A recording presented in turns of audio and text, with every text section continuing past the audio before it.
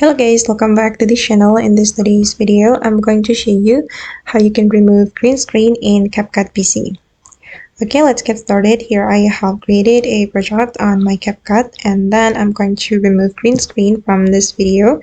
If you want to remove green screen from video, we can use chroma key feature on the CapCut.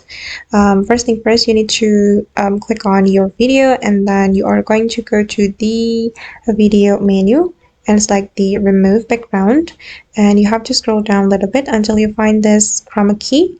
Activate the chroma key, and then you are going to select the color picker. Tap on the color picker and you are going to go to your video, and then just remove the green screen by selecting the green color like this.